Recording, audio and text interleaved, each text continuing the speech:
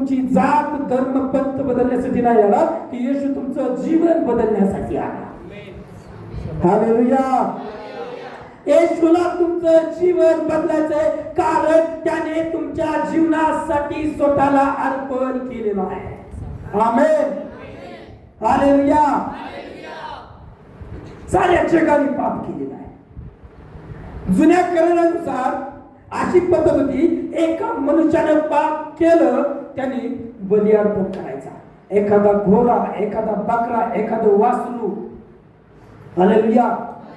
जर त्याची ऐपतच नाहीये तर त्याने एखादा पारवा, गोला काय केला पाहिजे? अर्पण केला पाहिजे पाप क्षमेसाठी.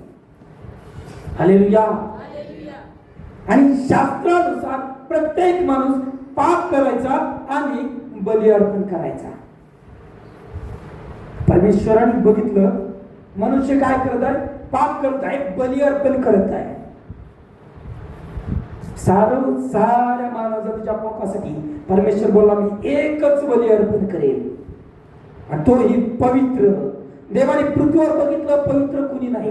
पाप्यासाठी पवित्र व्यक्तीनं मरणं गरजेचं होतं. पवित्र व्यक्तीचं बरे रक्त अर्पण होणं गरजेचं होतं. म्हणून देवाने काय बघितलं? साऱ्या पृथ्वी त्यांनी बघितलं, प्राण्यामध्ये पवित्र कुणी नाहीये, मनुष्य मात्रामध्ये पवित्र कुणी नाहीये, जो माझ्या या प्रजेसाठी, माझ्या लोकांसाठी काय करेल? स्वतःला अर्पण करेल आणि त्यांच्या पापाची क्षमा करेल.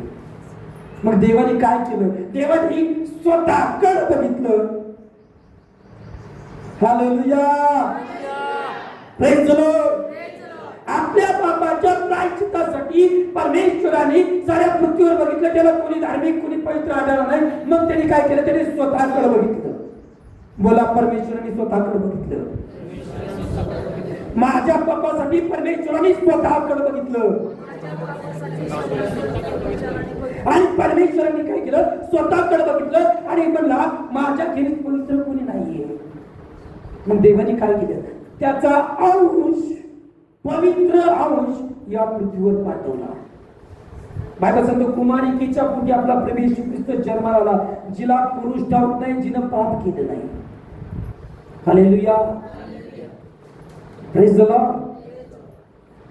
कुमारिकेच्या पोटी आपला येशू ख्रिस्त जन्माला आला, आणि बायबल सांगतो तो पवित्र असल्या कारणानं साऱ्या मानवजातीचं पाप त्याच्यावरती लादलं. हालेलुया. साऱ्या मानवजातीचं पाप त्याच्यावरती लादलं, आणि आपल्या साऱ्या मानवजातीच्या पापासाठी त्याला अर्पण गुड फ्रायडेच्या दिवशी करण्यात आलं.